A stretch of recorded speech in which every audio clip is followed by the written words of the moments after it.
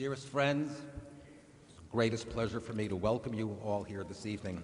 By a show of hands, how many people here have at one time or another been to Temple Emmanuel for whatever reason? Raise your hands. Okay, this is what we call regular worshipers. For how many of you is this your first time at the temple? Raise your hands. Okay, Kenai Nahara. Well, we all know that the mystique of Temple Emmanuel is shrouded in legend and in folklore, so let me speak to you as one Jew to another in a way that will help clarify and to dispel old Temple Emmanuel myths. Kusheva and Tyra Freund. Alle von uns, wer arbeitet in dem Schiel, der Rabbunim, die Administratie und der Chevra von Balabatam, ins allen sagen sie euch, Buruch Habu. In seinen sehr und sehr mechibit, als ihr seinen du gekommen zu sein mit uns, in du zu hören, der Chushe Lektia in dem Schiel. That's the first language of Temple Emmanuel. And on behalf of the Temple's Board of Trustees, our Temple administrators, and the Rabbinate, I would like to express to you deepest gratitude, especially deepest gratitude to the Jewish Week, especially to its editor and publisher, Gary Rosenblatt, for organizing this event.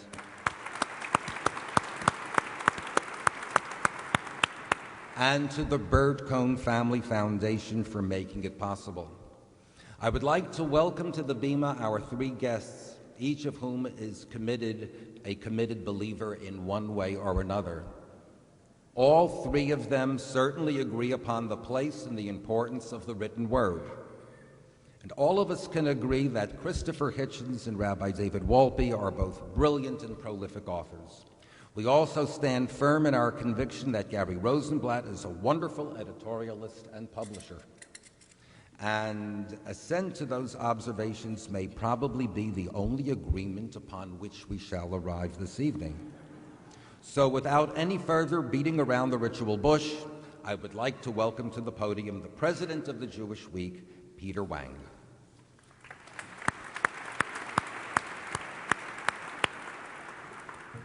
This is cozy. I have this almost overwhelming urge to say Shabbat Shalom, but I will not. On behalf of the Jewish Week, I do want to welcome all of you, our words of welcome to what promises to be an exciting and thought-provoking and entertaining debate. And I want to particularly thank Rabbi Posner, Executive Director Mark Weistuck, and the entire Temple Emmanuel family for hosting us this evening.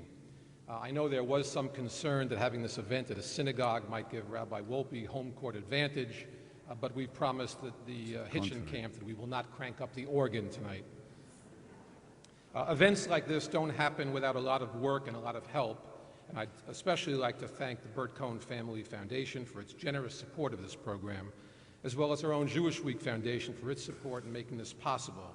And thanks as well to the staff of the Jewish Week, some of whom you'll meet with. I'll be going down the aisles during the course of the evening with questionnaires and question cards for you. And in particular, I want to thank Miriam Reinhardt, our program coordinator, for her terrific work in setting this up. Miriam, thank you.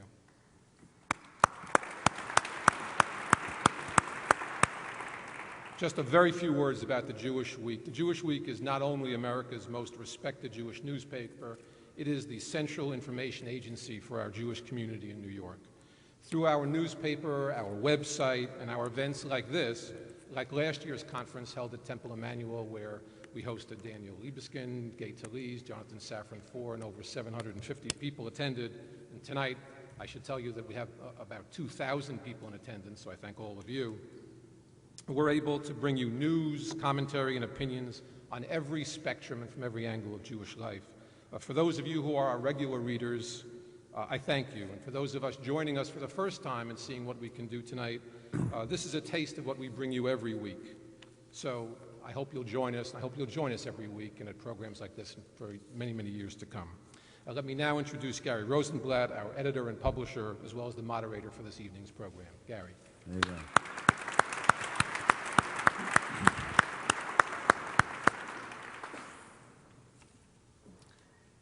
Thanks very much, and it's a pleasure to welcome everyone here this evening for our Jewish Week Forum on Is Religion Good for the World? And I want to renew my thanks for all of those who have been thanked already, but deeply appreciated for all the work that went into making this possible. So take a moment and just look around this beautiful sanctuary and at this turnout. I hesitate to use the word miraculous, but consider that it's a cold, windy, midweek evening, and it is pretty remarkable. We've held many Jewish Week forums over the last dozen or so years because we feel that our role is not only to cover the Jewish community, but to be part of it as well. And in a sense, this forum is a bit of what we try to do each week, dealing with important and provocative topics in a way that is inclusive as possible, offering up sharp differences at times, but in as respectful a way as possible. So I'm looking around and wondering why this one has been by far the largest turnout. I'm just curious, how many of you have been to previous Jewish Week events? Right. And how many knew about this from the paper? Oh, that's very heartening. So welcome to you all. And I had a couple of theories about why this turnout. One could be that New Yorkers, whether they are Met or Yankee fans, are in denial that the World Series is going on without them. So they just don't want to be home watching TV tonight and dealing with reality.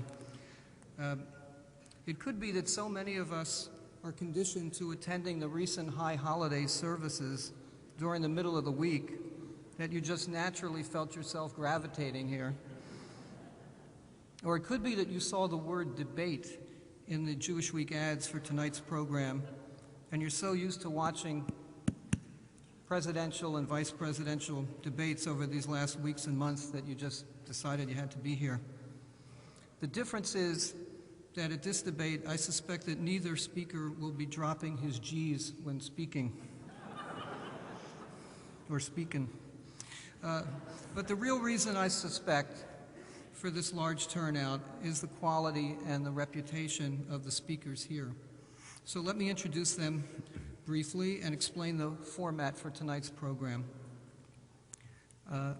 Obviously, we could read very long bios, and they are both worthy of them, but we'll keep it kind of brief. Christopher Hitchens is the author of the best-selling book, God is Not Great, How Religion Poisons Everything.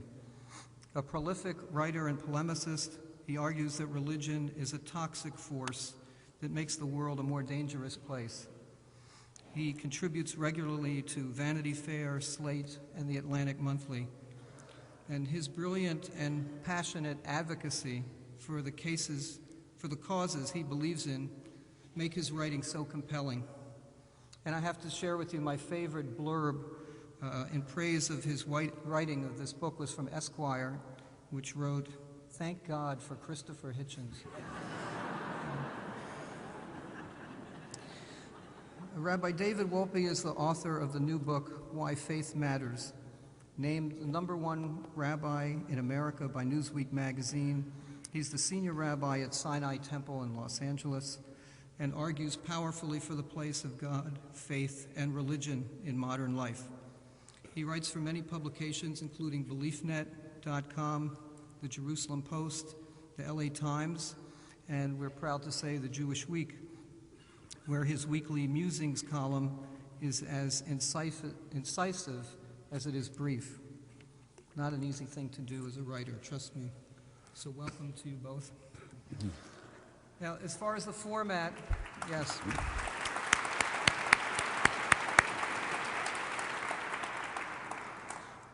Each of our speakers will present his views here from the lectern for 7 minutes, and then we're going to give each of you 5 minutes to respond.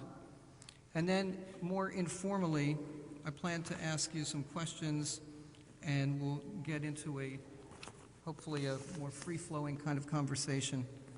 We also want to hear from you in the audience, so we've set aside time for questions from you in written form. We've distributed index cards for you to write your questions down, and we have several staffers and others helping us, so you'll see them going through the aisles, collecting cards, and they'll bring them up to me. So I urge you to keep your questions brief. That's why we provided you with index cards, and legible, as penmanship counts. And at the end of the program, we will have Rabbi Wolpe and Mr. Hitchens each give us a 3-minute summation for their final remarks. So for those of you keeping track of time, we will conclude before 9:15. And at that point, following the program, everyone is invited to join us for a reception downstairs in the Wise Hall. And copies of the author's books will be on sale there, and they've graciously agreed to sign them for you. We also have copies of the Jewish Week and some of our other publications, so we hope you'll join us after the program. My final request is to please turn off your cell phones, and we begin with Christopher Hitchens. Thank you.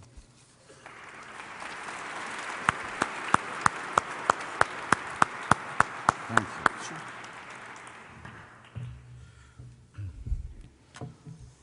Shalom. I thought I had been to the largest Jewish temple in the world, the shul in Budapest, where Theodor Herzl once used to attend, but I'm told that, and I now believe it, that this one outranks it. The last one I went to, because usually I don't go into houses of worship unless I'm wearing about a ton of garlic around my neck, was the very tiny temple on the Tunisian island of Jerba, the foundation stone of which is said to have come from the original temple itself, a wonderful gem, little gem of a synagogue, blown up in 2003 by Al-Qaeda, but recently repaired along with its tenacious community. So comparing and contrasting that miniature and that grandiosity, I'm very glad to find myself this evening speaking in what appears to my disordered senses to be the dining room of Hogwarts School.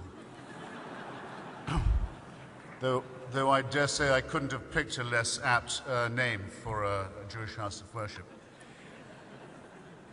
I also have a question, just before we start.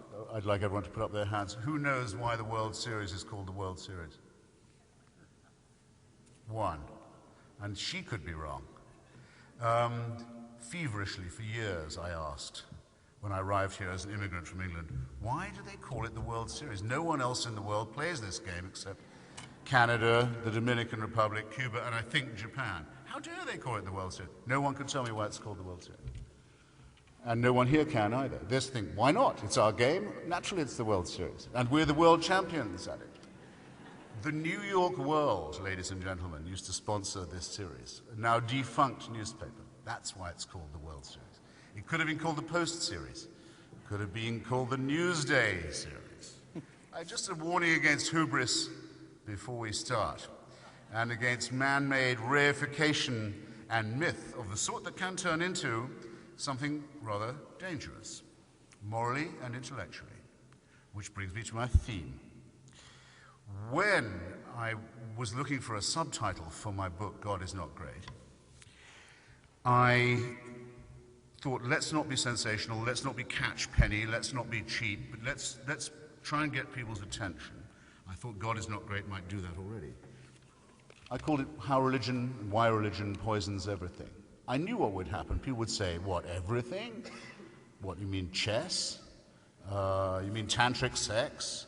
You mean tourism? It poisons everything? Well, in a way, as I've gone on with this debate, and as I persist in it tonight, and as I will tomorrow, I would be more and more willing, ever more willing to defend myself in saying that it's a universal toxin from which nothing is exempt. First, I believe and I maintain that it attacks us in our very deepest integrity, in the core of our self-respect.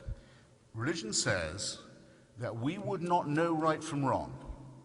We would not know an evil, wicked act from a decent human act without divine permission or without divine authority, or without, even worse, either the fear of divine punishment or the hope of a divine reward.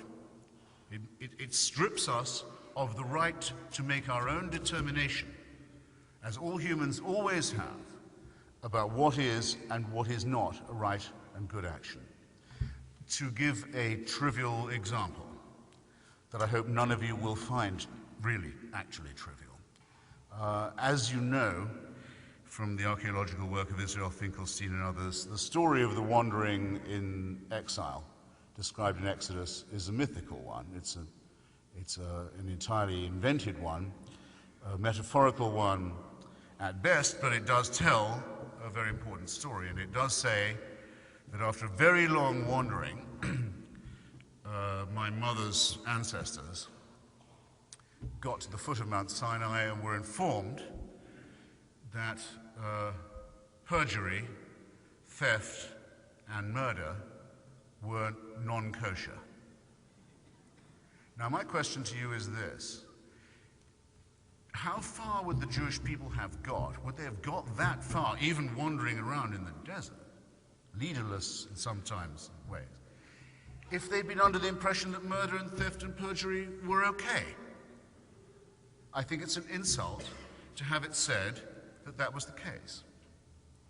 I think, in other words, that all one needs to know about is human solidarity and the need for it, and human evolution from the savannah and from the places in Africa where we very nearly died out and were very nearly exterminated before the escape, that we wouldn't have made it this far if we didn't have this knowledge in us as innate. There is no need for divine permission. And those who say that there is are willing to prostrate themselves before an altar, and they may say, well, at least it's a Jewish altar. Well, then how will they deny the Wahhabi Muslim the right to say the same thing? To prostrate himself in front of God, the Salafi Muslim, to prostrate himself in front of God and say, only from you can I receive anything. Only from you can I receive an idea. Only from you can I receive a principle. Will we say, well, that's fine. Louis Farrakhan's racist crackpot cult organization can get black people off drugs in prison, they say. So they get the same privilege. It all comes from on high. That's the first point. The second point is, in a sense, imbricated in and necessitated by what I've just said. In the vale of tears in which we live, of insecurity, anxiety, doubt, combat, and struggle, all these things, by the way, I think are good for us and help us to grow up. We shouldn't wish for a world where there was eternal peace and tranquility and banality. We should welcome the chance to take part in struggle and to be afflicted by anxiety. But in this world, there are problems that the human race has always faced and always will, and that philosophers have wrestled with and always will have to, and that aestheticians and artists have tortured themselves about. There's only one solution to this that doesn't work, and that is to refer it upward and to say, if only there was a celestial dictator who could just take this responsibility from us and legislate the whole thing for us and accept our blind, obedient, self-abnegating trust, then maybe everything would be all right. I hope it shouldn't be necessary to say, in a place of this kind, in a refuge of this kind, that there is no totalitarian solution to our problems. That very fortunately, I think, we are on our own, and we have only our own responsibility and our own mentation and intellect and principle with which to face these things. It can't be said that a God whose authority is unchallengeable, who can convict you of thought crime while you sleep, who can tell you that you're condemned for something you thought you might do, who knows your thoughts, who has utter unchallengeable authority over you, whose rule makes that of Kim Il-sung make the idea of a celestial North Korea seem laughable. that such an authority can be the answer to our problems. No. It's perhaps, you might think, sad, but I think good that we don't have that resource. We cannot prostrate ourselves before a dictator, an absolutist. And we can't hope to refer these things upward. Well, those are my two main points, and I don't know how far I've got, but I must be trespassing on the rabbi's time. But I think I ought to add that if this belief was moral, because there are those who say, well, it may not be true, there may not actually be a God, the holy books may not tell a true story, they may be metaphorical, all the evidence is that all holy books are man-made, as all religion is, and not God-made. Nonetheless, still, we have our morality from them, and at least religion coerces people into behaving better. They don't, as an English duchess once said, they don't fornicate in the street and frighten the horses. That's all she asked of the lower orders. I think, again, we're being asked to insult ourselves and to disrespect ourselves and to think of ourselves as servile, as slave-like, as abject and lacking in self-respect. We don't need permission to act morally. Religion takes morality from us. Human solidarity is the basis of morality. We would not have come this far. We couldn't have lived this long. We couldn't have evolved this much if we didn't know that we had to look out for one another, and that well before Rabbi Hillel enunciates the Golden Rule, that the same instruction is found in the Analects of Confucius. Do not do to others what would be repulsive if done to you by another. These are insights that we possess innately as of right. And the last time that right was called divine, and that the idea that rights could only be derived from the divine, it was the divine right of kings, which replaced the idea of a celestial, unalterable dictatorship in heaven and said that it was the permission for totalitarian rule also by other human beings here on earth. And if you ask yourselves, ladies and gentlemen, brothers, sisters, comrades, friends, what is the greatest threat? Not just to our moral but our physical survival. And what is the greatest insult to our intellectual integrity at present? I think at least a number of you would be inclined to agree with me that that threat is probably theocratic. That humans who claim divine authority, that humans who claim to tell us what to do, that humans who say they'll kill themselves, they're so keen to kill us, who have a cult of suicide, a death wish, and believe they have divine permission for it, are by far the most menacing of our foes. And that they don't just threaten us physically, they threaten all the gains of civilization, all the gains of thought and reflection and art and aesthetics. So that those who claim that they have a hotline to the Almighty or to God have a lot of disproving to do before they can show that they are not part, that they don't take a share in the worst and most impermeable tyranny that one could well face. I'm incredibly grateful to you for inviting me and very grateful to you for listening this far. Thank you. Okay, straight to score.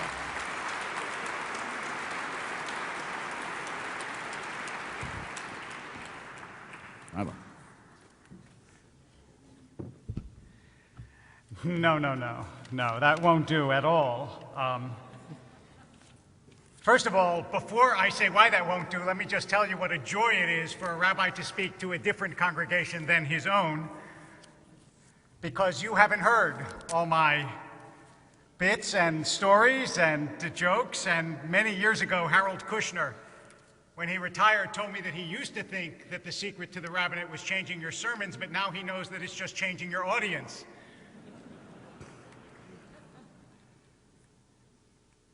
I want to address both points because both of them, I believe, are made right in the face of everything that we learn in our tradition.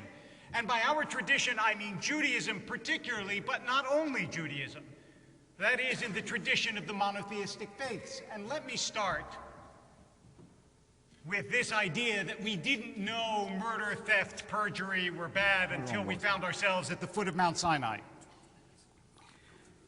In fact, I think that if you read the beginning of the Bible, which I strongly advise, you will find that Cain is condemned for killing Abel. Now, why is he condemned if the Bible assumes that you don't learn that murder is bad until you get to Sinai? After all, Cain is long before Sinai.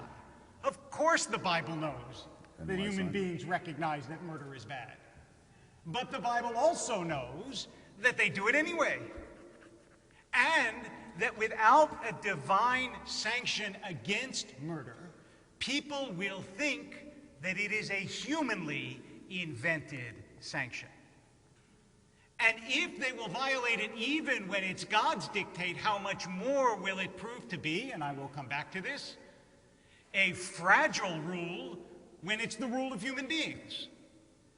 And so at Sinai, what you get is not a series of moral rules that you never could have imagined for yourself. Oh, I thought it was fine to kill before I got here. But the knowledge that it is built into the moral structure of the universe. It's not a personal preference. It's not a societal rule. It is a mandate from God to all human beings. And if you think that mandate doesn't matter, all I can say is you haven't paid much attention to the 20th century. You know, in Karamazov, Ivan Karamazov in Dostoevsky's novel says famously, without God, everything is possible. Except that Dostoevsky feared that eventuality. The same conclusion was drawn by Nietzsche in Germany, but Nietzsche celebrated that eventuality as he had his madman run through the streets and say that we have killed God. Both of these prophets knew that we were coming to a time when a consciousness of God would not filter through Western society. And they recognized that things would be different. And in fact, Dostoevsky in Russia, leading to communism, Nietzsche in Germany, leading to Nazism, were exactly right. It's not that religious people always behave well.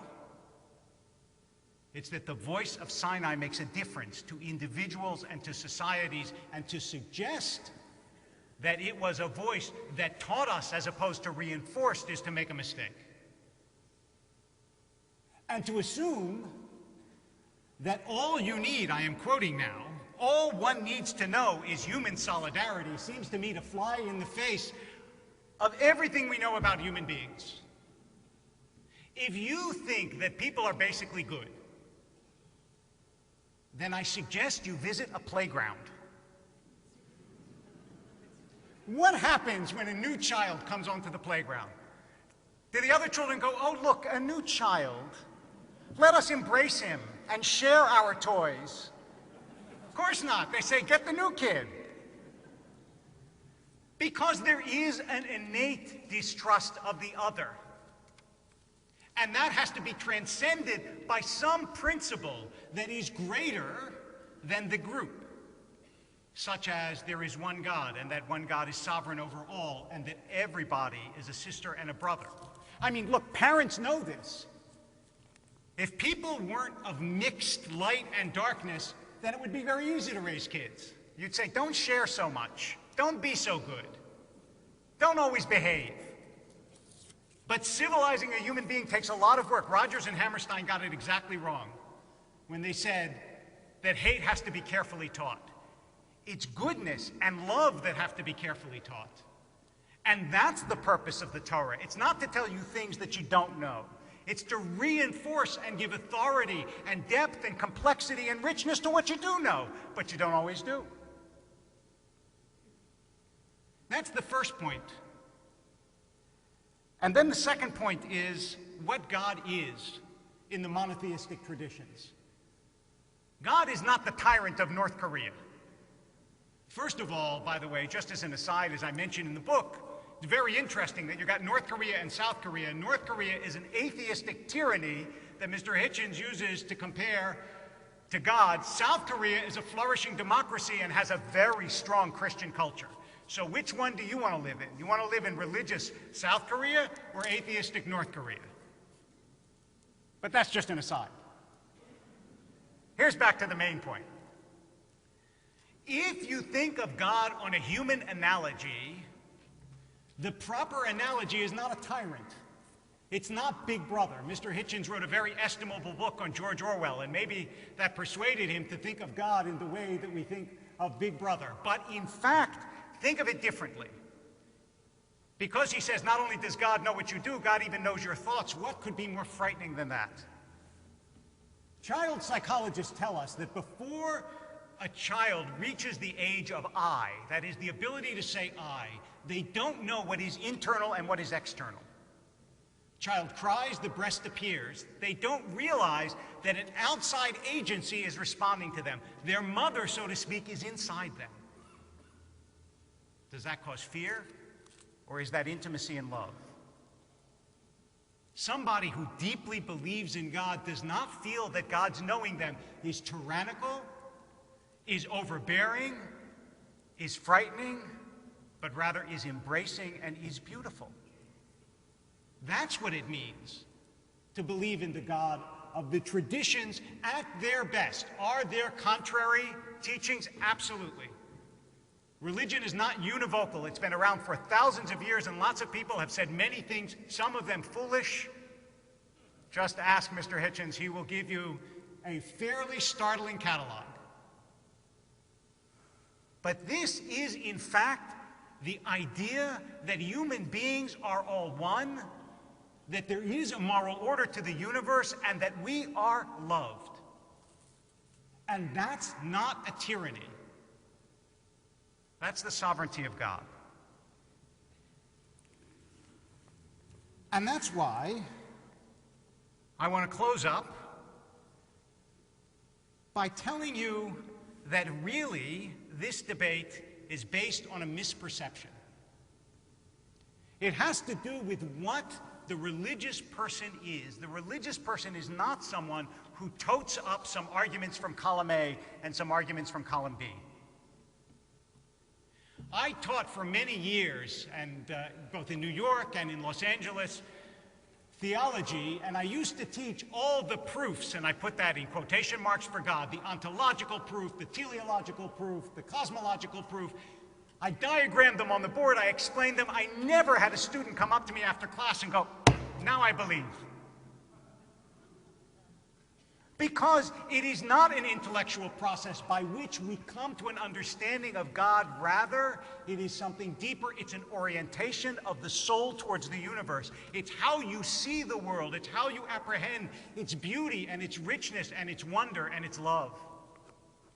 And if you see it in a detached way, in a disenchanted way, and you say, what I need is proof the same way that I need proof in a test tube or a laboratory, Remind me. What are we going to do? then you will not, in fact, discover what it is that the great traditions of the world mean when they say, Karov Adonai L'Kol Korav, L'Kol Asher Yikra'uhu Ve'emet. God is close to those who call upon God, to those who call upon God in truth. Thank you.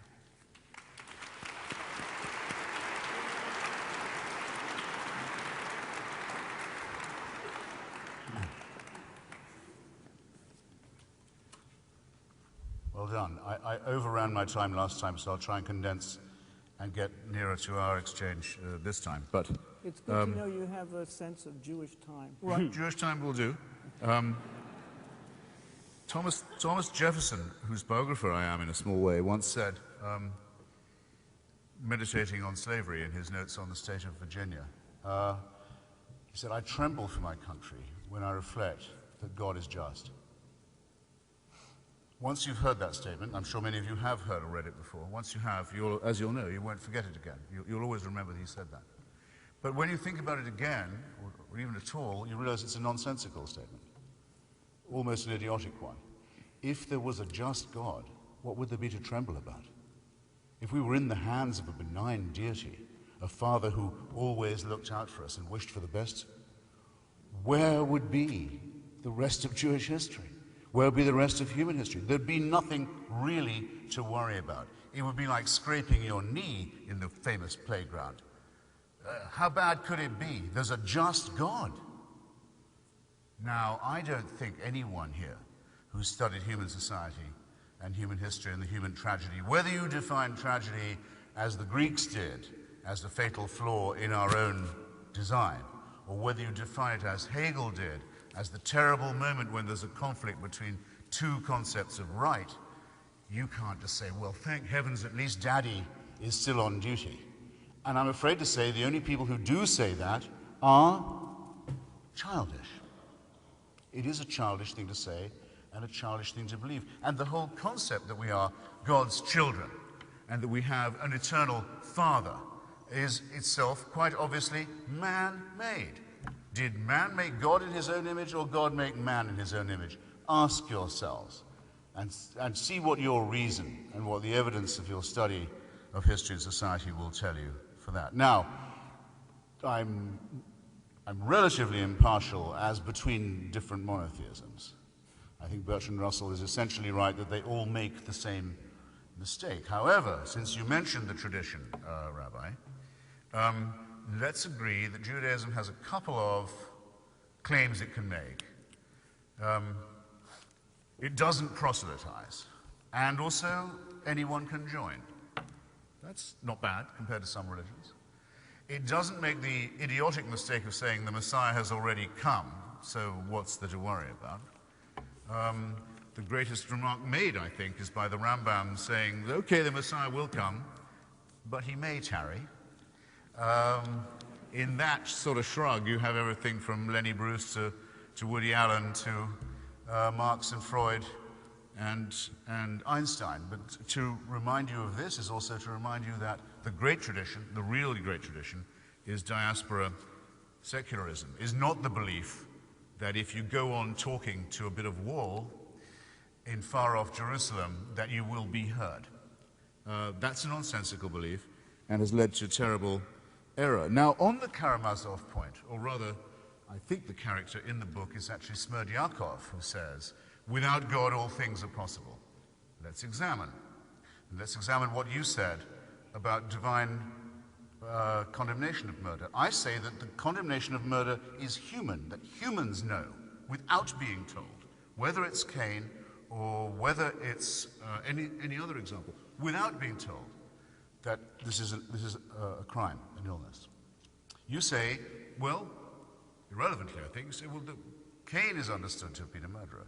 Well, so would any human have known that he was, though there were only apparently about 2 other humans around at the time, if you believe the story. But here's the point. What about the divine mandates for murder? What about the times when God tells you, you must be a murderer? When God says you must destroy every member of the Amalekite tribe down to the last child, saving only a few virgins of theirs for purposes probably somewhat better imagined than described. What about that? What about the Quranic injunction to treat the Jews as if they were treacherous and murderous and deceitful? Wasn't that dictated by God also in the desert? What about His Holiness the Pope saying until 1965, ladies and gentlemen, that every Jewish person was collectively guilty of deicide? Wasn't that said by the vicar of Christ on earth, the man who held the keys of Peter, who had divine authority? By what right, Rabbi, do you say that you know God better than they do? That your God is better than theirs? That you have an access that I can't claim to have, to knowing not just that there is a God, but to knowing his mind? You put it modestly, but it is a fantastically arrogant claim that you make, an incredibly immodest claim, and if made by a fanatic, or by a bully, or by a murderer, I'll take it to the next stage and reply directly to Karamazov and Smerdyakov. Isn't it rather the case that with God, anything is permissible? Once someone has said, God told me to do it, what is not allowed? Is it not the case that the genital mutilation community, the child genital mutilation community, is exclusively religious? They only do it because God wants it done. The suicide murder community, pretty much exclusively theocratic. They only do it because God tells them to do it. The slavery community, there's no place in the world where slavery has ever been practiced when it hasn't been justified by reference to the holy books. Entirely religious. Isn't it the case that once people think they have divine permission, there's no crime, no wickedness, no cruelty, no misery that they won't inflict on their fellow creatures? If you accept the first injunction, it seems to me you are absolutely obliged to consider the second. And if we are made indeed in the image of God, if that is the case, then how do we explain the psychopath, the torturer, the Nazi, the sociopath, the sadist? Are these not also cast from the same coin and falling from the same press? I'll just have to close by denying what you say about North Korea, where I've been. I've been to all the axis of evil countries in my day. North Korea is the most religious state in the world, by far. I used to wonder when I was a kid, what is it like to praise God all day and thank him all the time, forever, always thanking, always praising, always groveling, always abject? What would that be like? They say that's what heaven is like. It sounds like hell to me, but I still couldn't picture it. Now I've been to North Korea. Do you know why President Bush writes to Kim Jong-il and calls him Mr. Chairman, not Mr. President? Do you know why? Because he's only the chairman of the Communist Party and actually the head of the armed forces. He's not the president of the country. The president of the country is his father, who's been dead for 15 years. So North Korea is a necrocracy, or a thanatocracy, or a mausolocracy. I've tried all these in my time. And the son is the reincarnation of that father by official doctrine. And I'm sure I know, believe me, that I'm not speaking in a Christian church, but just to whisper, that's only one short of a trinity that they've got there. And it's worship all the day and all the time. But there is one difference. You can get out of it in North Korea. You can defect. You can die. You can damn well die and then you're rid of it. With monotheism and theocracy, you can't, because it will pursue you after you're dead. This is totalitarianism. By definition, it is the most frigid, rigid, unalterable dictatorship. There's no appeal from it. It knows your thoughts. It can convict you of thought crime. It is much, much worse than Big Brother. It's much more sadistic. It's much more totalitarian. And there is so much reason to be grateful that there's absolutely no evidence that any rabbi or priest or mullah has ever produced that would make you believe there was a single word of truth in it. So at least we have that much to celebrate. Thank you. That was your brief rebuttal, huh? At least now we know what a brief rebuttal looks like. Okay. I asked for that. Listen. I asked for it. Yes. So let me start with North Korea. Let me start where you ended, and then I'll work my way back, which is, it's a strange kind of dialectic when religious regimes are blamed for being religious and atheistic regimes are blamed for being religious. There seems to be no escape. Basically, if a country does something bad, it must be religious. But in fact, North Korea is the antithesis of what the monotheistic faiths say, which is you don't worship a human being. And you have gone on again and again about hubris. It seems to me that hubris is assuming that human beings are the best thing going. That's what you have to believe in a world without God. That we may be imperfect, but we are the best things going. I don't think we're the best things going. And I think the idea that we are is a frightening idea, not a reassuring idea.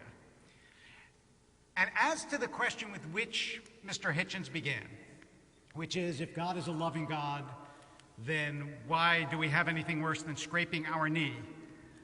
I have never done this in answer to the question of evil, but now I'm going to quote Mr. Hitchens. Because if you recall, in his initial talk, he said, I don't think a perfect world is a good world. I think a world of affliction and challenge and difficulty is a world of growth. That's exactly right. If you had a world, think for a moment, when people say, why do bad things happen to good people? Assume for a moment you had a world in which good things happen to good people and bad things happen to bad people. Okay? You steal, you get a disease. Every time. Right? As night follows day. Would anyone steal? No. But their not stealing would have no moral content. They don't steal out of prudence, out of caution, not out of goodness, not out of growth. When we train children to recur to the theme of children and childishness. At first, we give them rewards. We say, you do this, I'll give you a reward. But the time comes when you want them to do it for its own sake. And everybody knows, every human being knows, that you can be the best person who ever lived and still lead a terrible life. But that your goodness is goodness, not calculation, not prudence, not the idea that God promises you if you just propitiate God enough that you'll get saved. And let me just close, although I did, by the way, I don't make any claims to prophecy, but I told you that you would hear a litany of bad things that religions do, which they do, although I must say that I still think that if you tote up the scoreboard, Mr. Hitchens talked about slavery, for example, and he said, you know, no place does slavery exist without reference to the holy books. I think he's forgetting Rome, Greece, Assyria, Babylonia. It was actually civilizations that had holy books that abolished slavery, not that created slavery. And those who abolished it, like Wilberforce and Brown and so on, were evangelists and used the Bible to abolish it. But let's put that aside. Yeah, let's do that. Let's do that. The justification of slavery is biblical. No, I didn't. You can't. You're not allowed to interrupt. Okay. Don't ask rhetorical questions, then. No, what? You asked rhetorical questions. I can ask rhetorical. You didn't take me up on them. You should have. But remember. I wouldn't complain. Now, don't try to convince them that good manners are a Don't whine. religious virtue. I Don't don't whine, think that don't that's. No whining. No whining.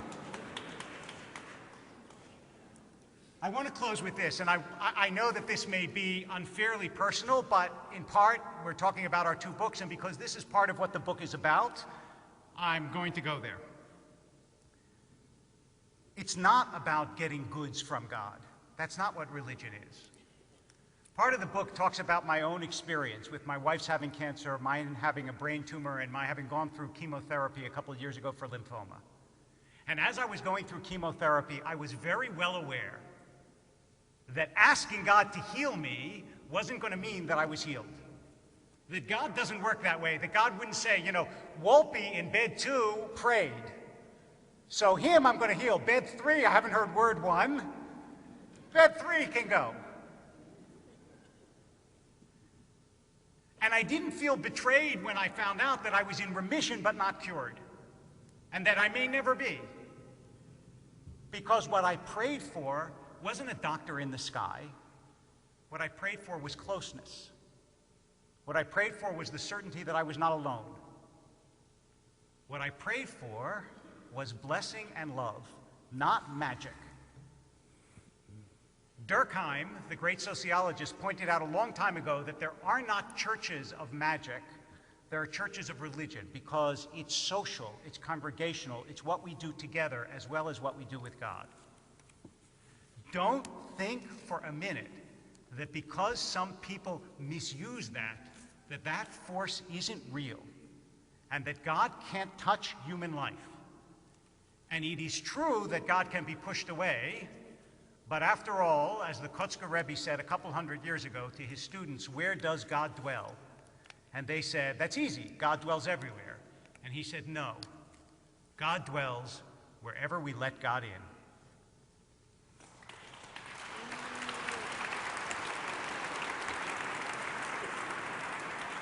Rhetoric. Schmal. What do you want? Yeah. Okay.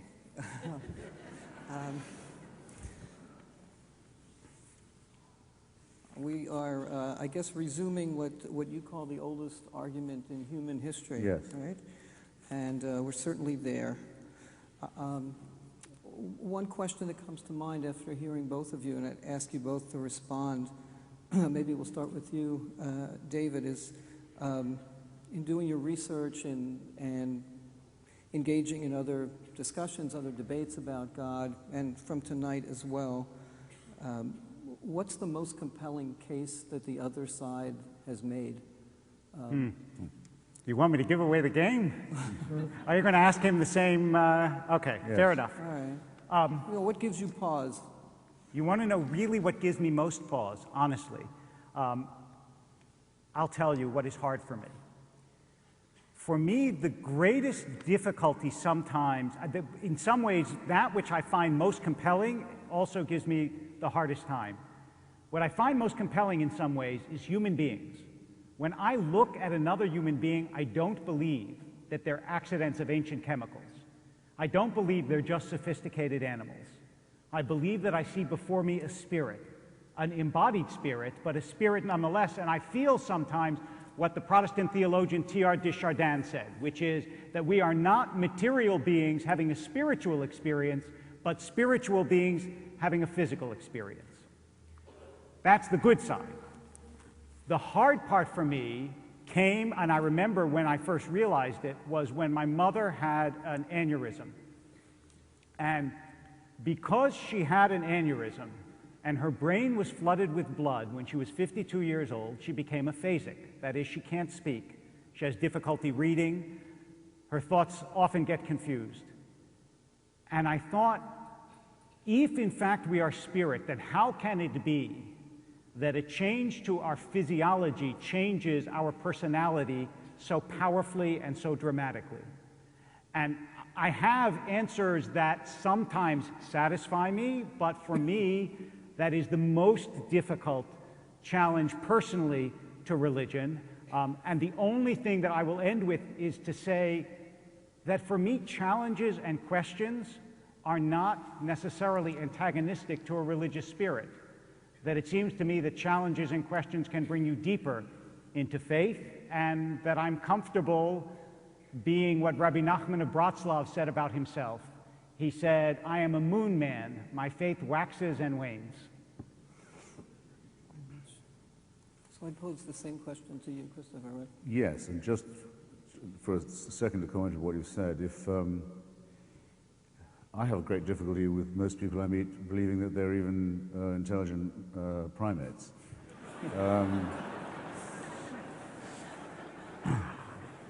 And you do seem intent on and I making the think that, manners but however, if you think that if you make the assumption, which I do, not that we have bodies, but that we are bodies, then there isn't any mystery that remains to be explained about why a bleed in your brain will make you behave as if you weren't human anymore and can't speak or can't think. The explanation is quite ready to hand. And if you presume that we are here not because of a divine design, nor are we here under a divine supervision, but we are here because of the combination of random mutation and natural selection and evolution, again, there's no mystery. There's nothing ridiculous that you have to impose on yourself. There's no violation of Occam's rule of don't introduce absurd assumptions that's required. On the other hand, if you think, how long do you think we've been on the Earth as a species? Francis Collins of the Human Genome Project says 100,000 years. Richard Dawkins thinks it could be as long as 250,000. I'll take 100,000. For those years, 100,000, just score 100,000 years. Those years, the human species is born. Most of its children die in the process of being born. Life expectancy is perhaps 25, and pretty miserable. You'll die mainly of your teeth, and very unpleasantly. There'll be turf wars over women, animals, land, panic. When the sky darkens for an eclipse, there'll be madness and rage and fear. When there's a tsunami, no one will know. There's no germ theory of disease. Unbelievable horror. But it goes on, and millimetrically things improve. And for the first 96,000 years of this, the heavens watch indifferently. And then about the largest monotheistic claim is 6,000 to 4,000 years ago. They say, actually, it's time to intervene. Maybe in some really illiterate part of the Middle East. If you can believe that, you can believe absolutely anything. But you would have then to believe that this supervising deity was either very cruel and very capricious, and or, because it's not exclusive, very incompetent. And this to you is the best argument for faith? Yes. So, now, as to why I've ever questioned my own atheism, all of my colleagues agree, we've all discussed this a lot of times, The most intriguing argument against our position is what's called the fine-tuning argument. That if a few details of science and physics and biology and chemistry were little different, only fractionally different, there would be nothing instead of something. It's true. I mean, it's a very intriguing thought. The fact that there is nothing, that there's something, not nothing, doesn't prove a designer, certainly doesn't prove a deity, it certainly doesn't prove a deity who cares about you or intervenes in your life or who supervises you waking and sleeping, but nonetheless, it's a thought that has to be confronted. I'll just close by saying what I've contributed, I think myself, to this argument, which is the following. As we now know, because of Edwin Hubble and many others, the universe is expanding very, very fast, has been ever since the original Big Bang, and the rate of expansion, which not even Hubble quite predicted, Lawrence Krauss worked this out a few years ago, is not slowing down, as Newtonians might have thought, it's increasing. The rate of the expansion is increasing, the redshift light. So very, very soon there won't even be any evidence in the cosmos that there ever was a Big Bang. Things will be flown so far apart. And in the meantime, and you can see it in the night sky, the Andromeda Galaxy is headed directly towards ours, as it has been doing since long before we could think about such things. So very soon, what something we have will be replaced by a whole lot of nothing. So who designed that? What divine father arranged that for us? What caring person who watches over bedsides and gives people hope designed things that way? I ask you, there's only one way to grow up, and it is to stop believing that there is either a tyrannical or a benign parent who's looking out for you. In my opinion, that tyranny would be much worse if it was benign, but you have your choice. No, thank you for asking. I know I have a tendency to talk too much, don't I? Do you wish I'd talk less? Never mind. No, never mind. Look, I think it's very important to distinguish the numinous from the supernatural or the superstitious. The numinous, or you might want to say the transcendent. For example, I'll make it quick. I wrote a book about the Parthenon, a building I can't tire of. There are so many ways of looking at it from the outside, from the inside, its measurements, its symmetries, the stories told by its mutilated sculpture, the interiority and the exteriority of it, its positioning in the ancient world. Really, a good person interested in aesthetics could give a life to the study of the thing. But I have no conviction at all about the cult of Pallas Athena, which inspired its being built. I don't think the cult of Pallas Athena was a valid religion. I think it was a man-made cult. I have no belief that the Eleusinian mysteries held any real mystery. I think it was a piece of priestcraft. I'm sorry to say that it looks very likely as if two of the stories on the frieze actually are about a human sacrifice to propitiate a bad god. And I think Athenian imperialism in respect of not just Sparta, but the Delian and Melian islands was a terrible tyranny. Nonetheless, could not be without that temple. So one of the great cultural and aesthetic tasks, I think, is separating the numinous, the transcendent, the beautiful, and the aesthetic from the superstitious and from the supernatural, which is a dimension that doesn't exist and that we don't need and that can't help us. May I? Do you want to jump in? Sure, I'd love to. First of all, I think that here is really an area where we agree. I also don't hold with the cult of Pallas Athena. And I think that for us to find these commonalities is important. But, and by the way, I really am honestly intrigued by the peremptory statement that there is no supernatural. Because if we're talking about intellectual arrogance on the part of the believer, how can one say that as opposed to, it seems to me there's not a persuasive case for the supernatural, to say that there is no realm of the supernatural is taking an awful lot on oneself, I think. But that wasn't actually the point I wanted to make. Nothing like the other way around. Right, well, it was this. I believe that the reason you have a place like Pallas Athena is because human beings actually grope towards something real, though it finds many different kinds of expressions. And the reason that that's so, in part, is because we know that we live in a world in which the intangible matters.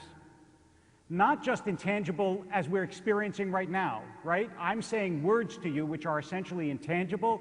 You're hearing them. They're changing something about you. The physical world is changing because of the intangibility of thoughts, ideas, words, all of that.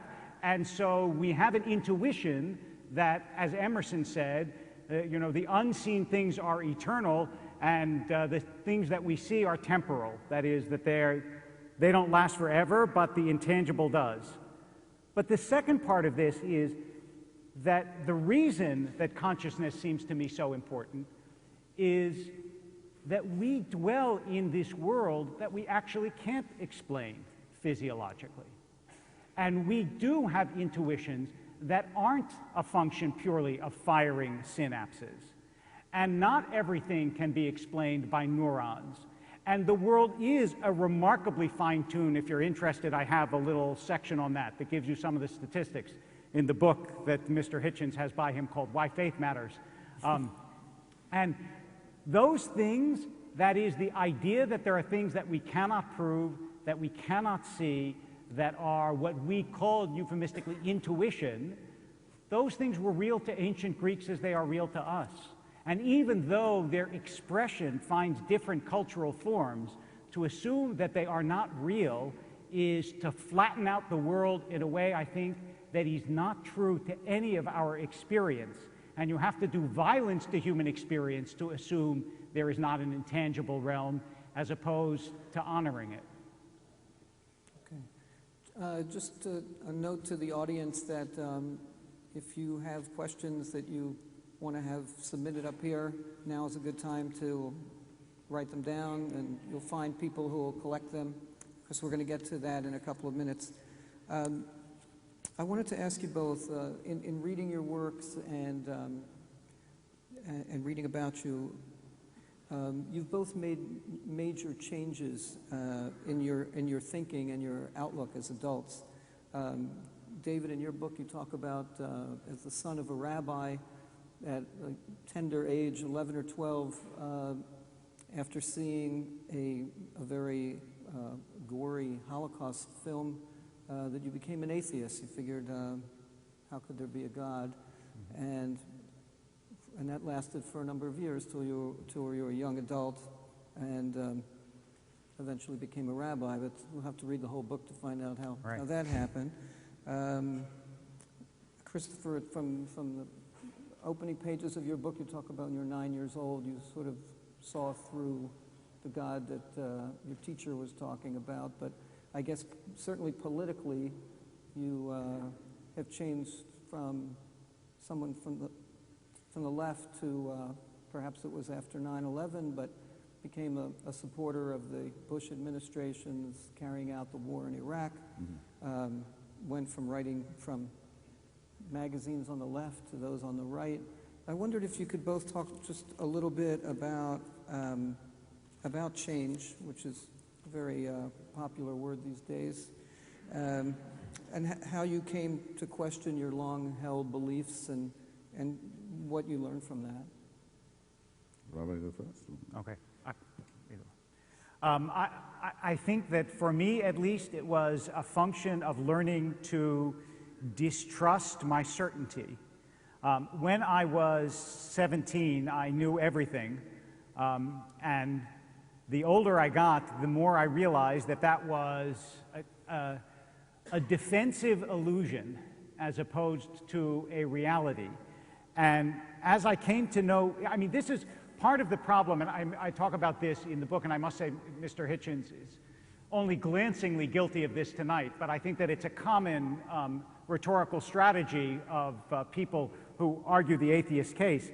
They'll refer their own beliefs to reason and yours to psychology, right? In other words, I believe what I do because it makes sense. You believe what you do because you're childish, or because you had a bad mother, or because you had a bad father, or because you need a crutch.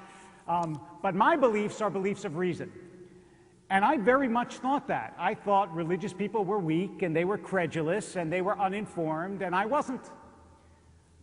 But as I got older and I learned about the lives of people whom I admired and started to admire other people and their lives and realize that the strongest among us are sometimes weak and the smartest are sometimes foolish. It allowed me the opportunity to re-explore what I had abandoned on the basis, in part, of a shock to the system when seeing that movie, and in part on the basis of an expectation that reason was a sufficient tool to lead and live a human life. And in fact, that all the kindred things that I believe religion supports at its best, of compassion and decency and goodness and so on, they could all be subordinated if we would just be reasonable with one another. This is an illusion that I think is probably fairly common to 17-year-olds, but no grown-up should believe it. And I suppose what I'm saying is I grew up. My own early atheism was not the same as the rabbis in that it would never occur to me if I did believe in God, or in a supervising and creating deity, that I could possibly ask him for an explanation. I mean, you either believe that there's someone who's ineffable, unknowable, omnipotent, omniscient, omnipresent, or you don't. You don't say, there's a God and I may as well complain to him. Why does he allow suffering? What a question. How would you know? You don't even know enough to ask the question. Otherwise, God is just a dialogue partner, man-made, as I would suggest, as I believe all gods to be. And I think your question gives away the fact that that is, in fact, the case. But the God who we're really supposed to think about doesn't owe us an explanation. It can't be asked for one. Why do bad things happen to good people? Why do good things happen to bad people? That's what worries me much more. And I see a great deal more of.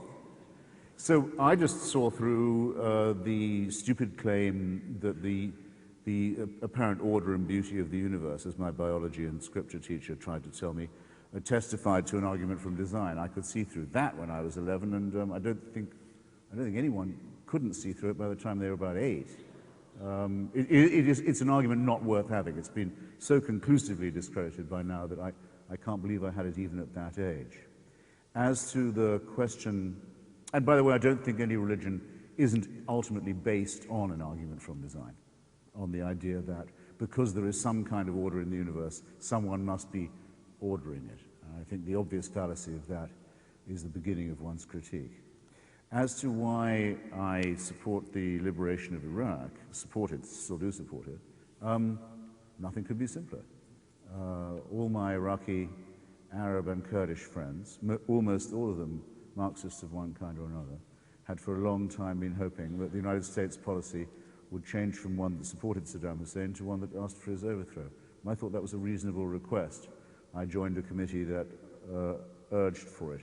The president of Iraq is now a democratic socialist elected Kurd whose countrymen were being killed by poison gas en masse a few years ago, instead of a hysterical, Jew-baiting, terrorist-supporting weapons of mass destruction using Nazi.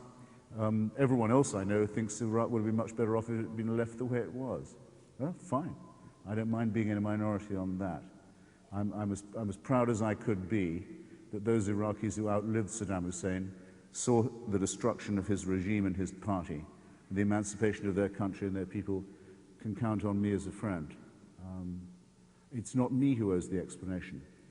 The people who owe the explanation are those who thought Iraq was fine when it was the private property of a psychopathic fascist crime family that had a windpipe hold on a major jugular point of the world economy, and thought that that would work out all right because he was in a sanctions box that was in the meantime killing the Iraqi people and their civil society. No, no, no, no. History will be very firm on this, and if it doesn't vindicate me, I don't care about that, it'll certainly vindicate the liberation of Iraq.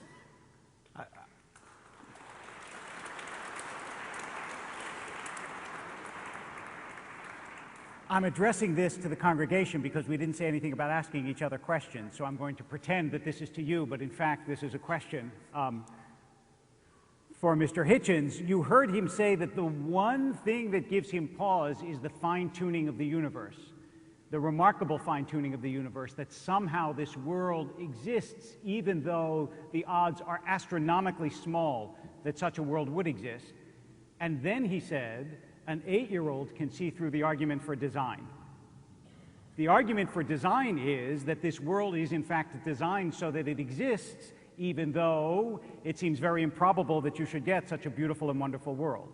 So I wonder, out into the world, how one would reconcile such a contradiction. Well, the answer is actually partly supplied in your own book, sir, where you describe, you use the phrase very suggestively more than once, of our creation, our little blue globe, alone as it is in the cosmos as far as we know, being on a knife edge. This being a knife edge difference. Yes. That's exactly, by an odd coincidence, the expression I employ in my own book. Why do I do so? I can't say why you do, but I'll say why I do. Hugh Montefiore, Jewish convert to Christianity, later Bishop of Southwark and later Bishop of Birmingham, in his book Credible Christianity says, the conditions for life on our planet, are so knife-edge and so finely tuned that you can hardly believe that. Okay, yes, look how knife-edged they are. Just look at our own tiny little suburb of the cosmos, just our solar system. The other planets are all either too hot or too cold to even make it thinkable that they could support life. And very large parts of our own planet are much too hot or too cold to support any life. And we well know, we have good reason to know more lately, that that knife edge of climatic crisis could tip either way very easily. So just out of one solar system, there's only one planet that isn't a complete screw-up, and it's on a knife edge. Some design. I repeat, this designer is either cruel and capricious, or incompetent and bungling, or both, because the two things are not exclusive. And in the meantime, the heat death and meltdown of the sun that will cause our oceans to boil before the planet turns into a crisp is already inscribed in all the laws of physics that we know, and the Andromeda Galaxy is coming our way, as I told you, and the Hubble red light shift means that there will be so much nothingness that there'll be no way of remembering there was ever somethingness. What design is this? Yes, knife edge is the right word. And that's your deity. That's your omnipotent. That's your omniscient. That's your loving. That's your caring. That's your efficient. That's your designing authority. I ask you, ladies and gentlemen, I really do ask you, are you going to repose your faith in something as crackpot as that? Well, this is a good moment to find out what the audience is asking. Thank you. By design. Okay. Thanks. Durkheim. I forgot to do Durkheim. Thank you. We'll come back to it. Whoa. Want me to riff for a minute while we... Durkheim, I was going to say, Yes. Durkheim really does show, surely, in his elementary forms of religious life, that you ask someone, why are you a Catholic? He'll say, because my parents were from Poland. Right? You're completely right in saying, yes, that these are communal, that they're designed for Right. civic and social solidarity. Absolutely. That's exactly right. Why Because was to I call, baptized into the because Church to of England? call something communal does not suggest that communal is all it is, which seems to me to be a trope that I hear often. You define something in terms of its physical manifestation or its communal manifestation as though that invalidates the possibility that there is anything greater that also impinges on it. But I think that To say that religion and all churches and religions are man-made isn't to criminalize them or make them contemptible. It's right. simply to say that they are not divine institutions. The Pope may claim to hold the keys of Peter and be the vicar of Christ on earth, but he's a bloody fool for believing that. And an arrogant one, too. And those who do believe in it are credulous and easily led. That's why they're called sheep. That's why they call themselves sheep. By the way, Bishop of New Guinea had a debate with him on the BBC the other day, trying to spread Christianity to Borneo, and I said, we can't do sheep there. They've never seen a sheep. Large parts of the world aren't sheep-oriented or even goat-oriented. What does the Bishop of Borneo now say on Easter for the Church of England as he rises in his pulpit and addresses the congregation? O Lord, behold these thy swine. Yeah. Because that's the valuable animal in those latitudes. Religion is man-made, excuse me, and it shows. 1 second, I can't let that go, not because you mentioned swine, but But because religion operates by metaphor. It does. And the reason it operates by metaphor is exactly what you said earlier. Because it's man-made. Which is, you know what, you're not actually allowed to insert my answers into my own sentences. I mean, you can, but the reason that it operates by metaphor is precisely what you said before, which is you knew early on that if there was a God, that God was ineffable, that God was not to be understood by human beings, and therefore if you were going to talk about that God, you had to speak about that God metaphorically, not literally. And so when you say sheep and then you make the metaphor literal, of course it sounds silly, as many metaphors do, but if you think of sheep as representing those who willingly follow the shepherd because the shepherd is going to protect them and make sure that they're all right and fend off those things about them that are dangerous and teach them how to stay together as a flock. You think that's why shepherds look after sheep? Then the point, again, you're literalizing the metaphor. The idea of the metaphor is to tell people that which the religion teaches as a value. It's not it's not a literature class. It's not so that you can dissect it and understand what sheep really do and why sheep is an inadequate idea for a human being to act. That, and I just want to put a last spin on this. A good theologian of any monotheistic tradition will say that the difference between God and a human being is infinitely greater than between a human being and, say, a one-year-old. No one-year-old could possibly understand Christopher Hitchens, right? You said that you have trouble even thinking of adults as intelligent primates, so certainly no one-year-old could. If that's the case, then I have to take your assumptions about God's incompetence with just a grain of salt because, as someone who believes in God, I think God may know better. Your claim to know the mind of God is, of course, a claim where I can't follow you. I didn't say that. I don't know where when did I claim? Hold it. You just attributed it to me. When did I claim to know the mind? You said God would prefer bed 3 to bed 1. I don't know how you know this. I've no idea. I can't make this claim. I said the exact opposite. You must have misunderstood. Or might prefer bed 1 to bed 3. You no, had an idea of what God might want. No, I said that I did not Either way, you had an idea of what God might want. Your book mentions it all the time. You seem to have a knowledge that's denied to me, completely denied to me, and everyone else I know, of what the divine and ineffable might expect or want from us. But on there I can't follow you. There you can play a card that I cannot. But you do. You trump me. You play it over and over and over again. You have a knowledge of the mind of God, and I don't. But on shepherds, on shepherds, I can be clearer. Yes. Shepherds don't look after sheep because they love them, though I think some shepherds actually do love their sheep too much. Shepherds look after their sheep. By the way, God doesn't like that. They look after the sheep so that they can first fleece them and second turn them into meat. Now that's much more like the priesthood as I know it. Since I appeal to those who have heard you say again and again, if there is a God... The sexual element isn't absent from that either, actually. Well, that's okay. Since we are flocking around here. Look, toleration is a religious virtue. Maybe someone should ask a question from Wait. No. That's not fair. You can't get away by saying you don't presume to know. You don't presume to know the mind of God when you say again and again, if there is a God and he wants this, I don't like it. If there is a God and he wants that, that's not a God I would believe in. That kind of God doesn't make sense. That God would say, that, I mean, you use the same trope, the same idea, but from the other side. Not at all. Mine is conditional. Mine is an if. If you say this is designed, some designer.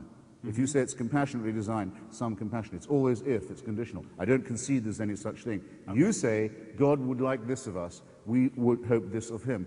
Where you're getting it from, I don't know, but it's a claim where I cannot follow you. And I would like to ask you how it is that you do have an insight into what God wants. Well, I think we ought to... It's denied to me. I think we ought to give the audience a chance. They've been very patient listening. They have some fascinating questions, the ones I can read. The first one I came to, but we're going to gloss over, is for you. It says, why are you such a contrarian? But we'll come back to that one later. I have no idea.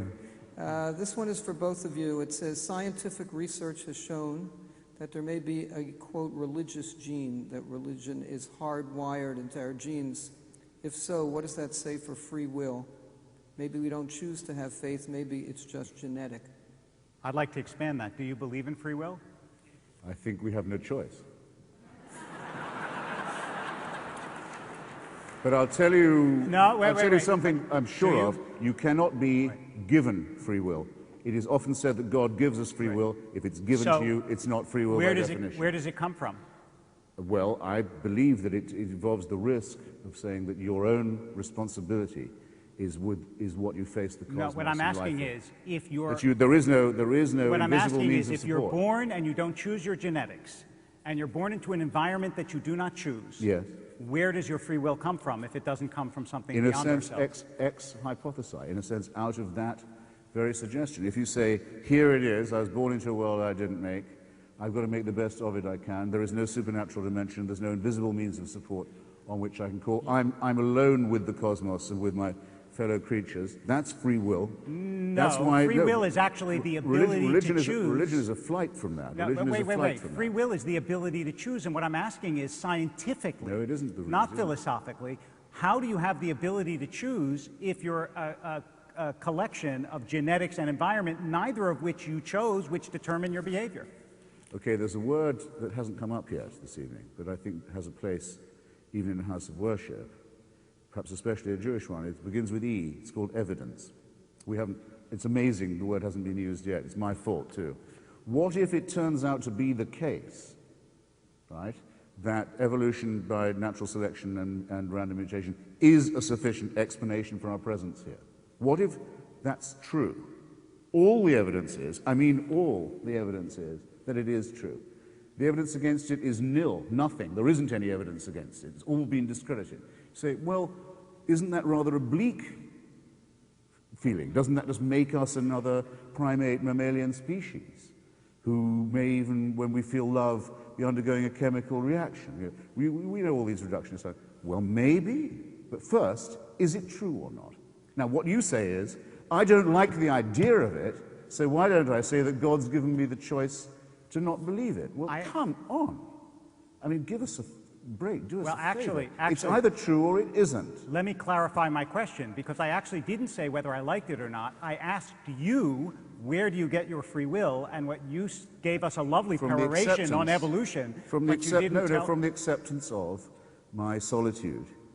But and sole responsibility. I can't refer my problems upward to a dictator. I can't. You're not answering the question. You want me to give my free will away and to give it away in prayer and to ask for a divine supervision to replace my responsibility. I want to answer step one before we get to step two. Forget whether God exists or not, or gives you free will or not. Let's say there is no God. Do you have free will? And if so, if it doesn't come from your genes and you don't choose your environment, then where do you get it from? You can't say you get it from your acceptance, because your acceptance is also predetermined by your genes and your environment. So what I want to know is, do you say we don't have free will, or do you have some scientific hypothesis about the origin of free will that I'm unfamiliar with? The reason why I said we have no choice but to believe in it is that try the thought experiment for yourself. We have no choice but to assume we have free will. The choice is forced upon us.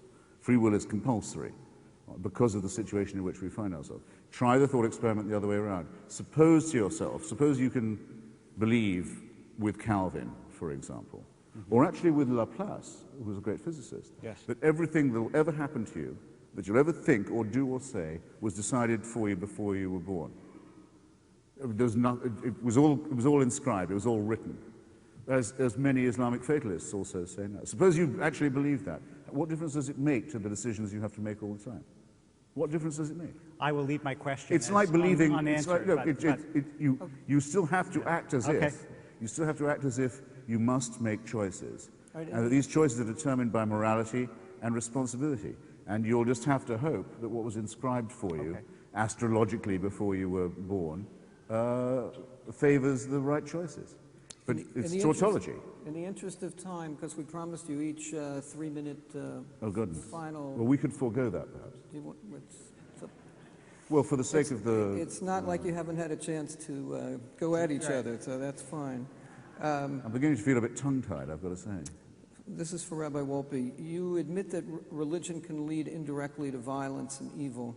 What would you do to help minimize religion's contribution to violence and evil? How would you deal with extremists in your own religion? I think one area where we agree is extremism in religion is very resistant to moderation, and that troubles me. I think that's true of extremism in general. True believers, as Eric Hoffer taught us a long time ago, whether they are believers in communism or in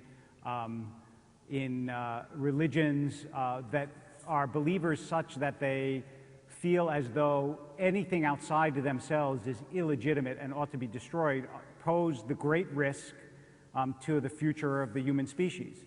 The only thing that I can say is that it seems to me religion provides the only principle on which all human beings can in theory, agree on the universality of goodness. That is, by that I mean, if in fact there is a God who superintends the entire world and believes all human beings are valuable, as the Jewish tradition, for example, teaches when it says that the righteous of all nations have a share in the world to come, then that's a principle that could be inculcated and perhaps could prevail. What I don't know, and what I would be interested in hearing Mr. Hitchens address, is if there is in fact nothing other than our accidental appearance here, and it favors my group that your group be destroyed, what possible countervailing principle would persuade me otherwise? I think religiously we have a principle we can deploy. It doesn't always work, but we can deploy. I'm not sure without it what principle we would use. I don't think that the distinction between the moderate and the fundamentalist is as facile as that, or as easy to evade. What's the principal question here? Are these books holy and divinely inspired and containing a mandate of obedience, or not? Or are they not, or are they man-made books, simple accumulations of fragments and myths and different accretions? I'm absolutely certain that there's nothing to decide in that question. They're obviously the second. But if you think they are divine, how are you going to escape their injunctions? What if it happens to say that in the Old Testament that thou shalt not suffer a witch to live? What are you to do? You can't say there are no witches. Is this because rhetorical? otherwise they wouldn't be saying that you have to kill them. There must be some. They may not be evident. You have to go find them. Then you have to burn them. It's a mandate. Now, to me, this is utterly nonsensical. It's white noise. I don't understand how anyone can fall for it ever. There is no divine inspiration in these books. There is no such thing as divine inspiration. The books are man-made, and it shows, just as it shows that we are only half a chromosome different from chimpanzees. Who can't tell that when they look at their fellow creature? Should I hold So, Let's move on. I want you to know I have a really good answer, but I if this just is don't the have word time of God, to- you can't take it a la carte. If this is the word of God, you can't select from the menu in the cafeteria. I'm sorry, but that's not true, and no religion works that way. In fact, I'll give you a perfect example. It says explicitly in the Bible that a rebellious son should be stoned. The rabbis say a rebellious son never was and never will be. In fact, religions do precisely what you say religions can't do. That is, they interpret, understand, grow morally, get to know God better. They explore the Bible by the principles of the Bible. How convenient. And it's not convenient. It's actually called the progressive knowledge of what we understand to be the will of God. What about the mandate? What about the mandate for genital mutilation? Are you talking about circumcision that the World Health Organization recommends? No. Oh, because that's I'm talking what about they do. genital mutilation. Oh, well then, fortunately, The stripping, none of the stripping, you know very well what I'm talking about. Don't pretend you don't. Not loosening the foreskin or slightly excising it, no. Right. The full periamesthesia, the stripping. Yes. The attempt to dull the penis. The attempt to cripple the male organ of generation in the name of God. What about that?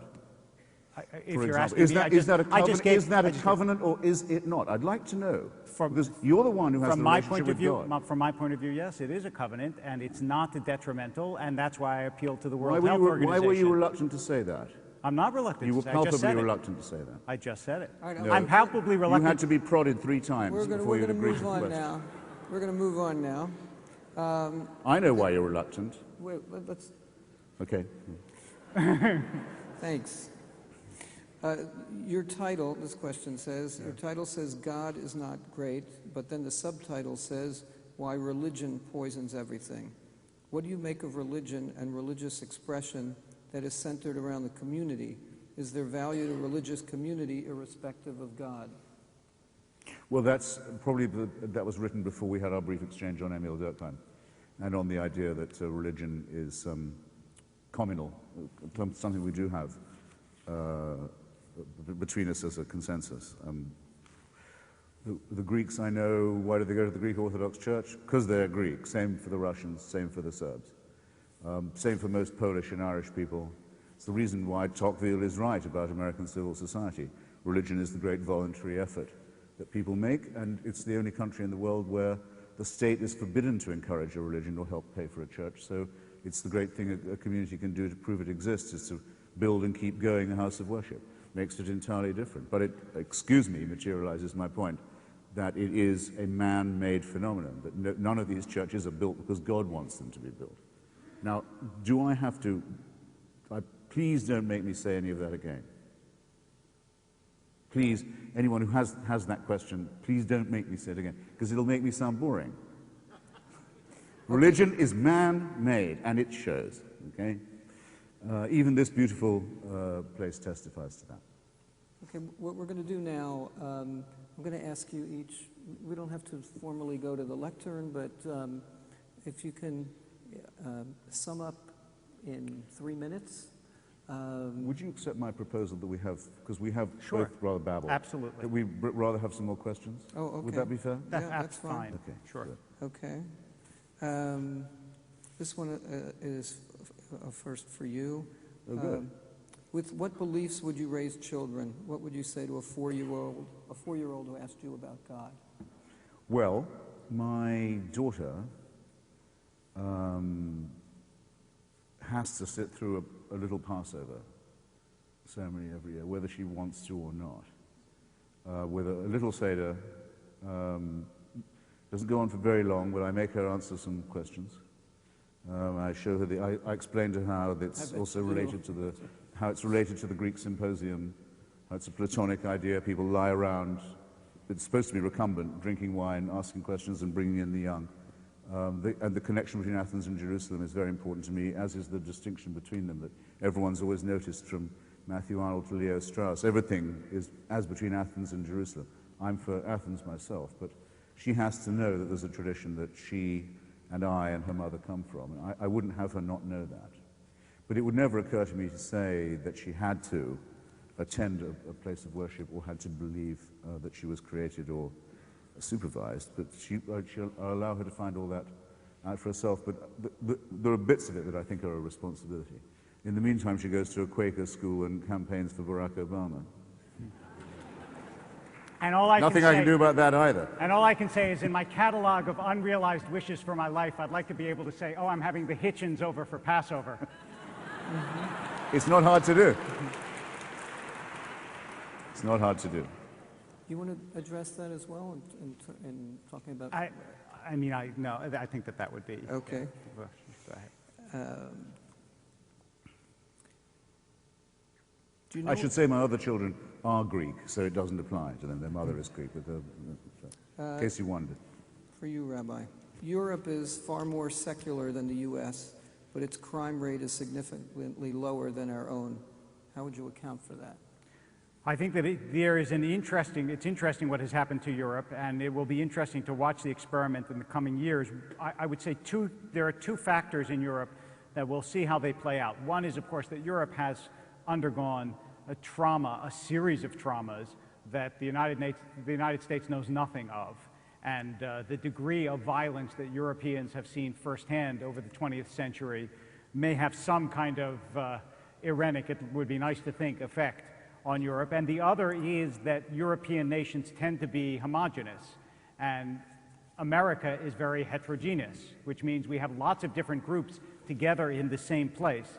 Now that there is much more mobility around Europe, we'll see if that holds. I hope that it will. And the last point I would make is you get a surprisingly high number of Europeans who say they are religious, over 60, 65%, even though they don't attend a church, they don't attend a synagogue. So it seems to me this is the beginning of a social experiment, and it will be worth watching to see what happens. I don't think the assumption that Europe is more secular is necessarily correct, or that Americans are more religious. I find that many Americans, even those who identify with churches and synagogues and mosques are much more riddled with doubt than they will admit. Whereas in Europe, say in my country of birth, people are forced to pay taxes to sustain a church where the Queen is the head of the church as well as the head of the state and the armed forces. And the moment she dies, her bat-eared, slobbering, chinless son, who is a fan of Islam and has no taste in women, will become at that moment the head of the Church of England. And I'll have to pay for it, or I would if I lived in England. That's what you get if you found a church on the family values of Henry VIII. This is not secularism. And the point that I make about Islam is not frivolous either. The Europeans have decided to import into the center of their society the same crisis that obtains in the ghetto areas, in the most remote and backward areas of the Muslim world, because that's where their immigrants have come from. And they've imported into the middle of their society the resources and the population of a future jihad, something that wants to take away everything they've got and change all their laws and alter all their customs. And it's on the future of that struggle that everything will depend. And I think that it's important, and I'm sure, I think virtually everybody here will agree that the only helpful formula in our time for religion, which is helpful both for religion and for the state, is for them to be separate. And to the extent that they become too mixed, is a danger for both, not only for the state but also for religion.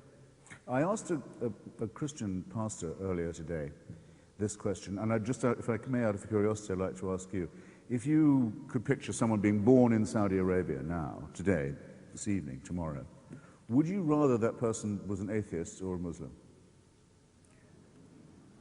It would depend. Really, what I would prefer is I would prefer they would be an enlightened Muslim, because then they might have an opportunity of influencing the people around them, whereas if they were an atheist, they wouldn't. All right. It's a brave answer. Suicidal, but brave. All right, we have time for one more question, and I'll ask you both to respond. It's initially for you. It says, you have asked for a single historical example of a religious person who was engaged in an act of great moral goodness or valor that could not have been performed by a non-religious person. And cites the example of Roe Klein, a soldier in the Israeli army during the recent war in Lebanon, who in a split-second decision and with a shout of Shema Yisrael gave his life by deliberately jumping on a grenade to save the lives of his comrades. While non-religious people have in many cases given their lives for a moral cause, how many of them were able to make that choice in a matter of seconds?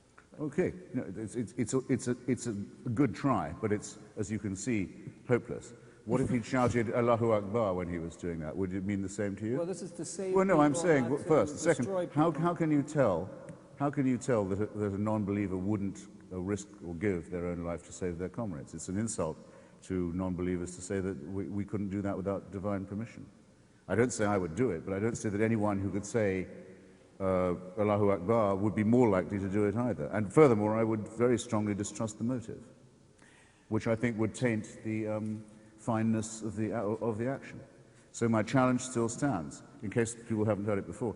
You have to name a moral action performed or a moral statement made by a believer that could not, I repeat, could not be performed by a non-believer.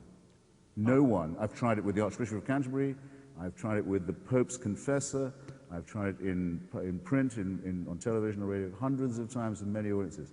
There is no answer to it. Sure there is. And that wasn't one. That doesn't actually seem to me such a... last word. Oh, I have the By the last way, I word? don't know Good, so I'll answer the what he question. was doing in Lebanon in the first place. What's he can... doing in Lebanon? He's an Israeli. The answer to the question is when you say could not, I mean, it's true that religious people don't sprout wings and they can't do things that non-religious people can't do physiologically, but anything from Handel's Messiah to Donne sonnets to Hopkins poetry to blessing your daughter on a Friday night, which I do, to praying together at the bed of someone who's sick, to creating a Shiva minyan for people who are ill, to having, by the way, a religious experience. All those are things that non-religious people can't do that religious people can do. And the latter is true. And if the latter is true, then I've answered the question, and I'm happy to finish it with a flourish. I will quote, no, 1 second, here, hold it, the flourish is to come. I will end it by quoting an Islamic thinker, and it seems to me an appropriate comment to make to somebody who wrote the preface to Kingsley Amos's sprightly book on drinking. Al-Ghazali said, "I can describe a religious experience to you, but describing a religious experience is to having one, as reading about alcohol is to getting drunk." So I would say that you can have a religious experience if you're a religious person. It's powerful, it's pervasive, and if it's not too presumptuous, I hope one day you do. Thank you. I should really leave it at that, shouldn't I? But there's something about me. A religious experience, I'm sorry, is not a moral action or a statement. It just isn't. It doesn't meet the qualification. It just doesn't, does it? To say to have a religious experience is to perform a moral action or to utter a moral statement isn't the case. Second, you're wrong in saying that the religious people are physiologically the same. If you don't believe in miracles, I don't think you are a religious person. If you don't believe in the supernatural, I don't think you're a religious person. If you don't believe in divine intervention, you're not a religious person. Thomas Aquinas believed himself to be capable of levitating and frequently flew around the nave of Notre Dame de Paris. Well attested, it's said, by all Catholics. Yeah. It's not the case that it's just a difference of opinion. It's all the difference in the world between whether or not you believe in reason, evolution, human solidarity as the source of such morality we have, or whether you think we are supervised creatures, disposable, dispensable, part of a plan of which we have no knowledge and of which we're not considered worthy to have knowledge. Well, that's all the difference in the world. That's right. Well, not surprisingly, while you've both educated us and entertained us, we haven't quite resolved the issue. I'm tempted to suggest that everybody can go downstairs for the reception and let these two gentlemen continue to fight it out and lock up. Till the last dog dies. And lock up. But what we're going to do is that you're all invited to the reception downstairs. Both gentlemen's books are for sale, and they both have agreed to stay and sign for you. So we invite you all to continue the discussion downstairs, and I want to thank everyone. Thanks for coming. And particularly Rabbi Wolpe and Christopher Hitchens. Great pleasure. Very good. Thank you. Thank you.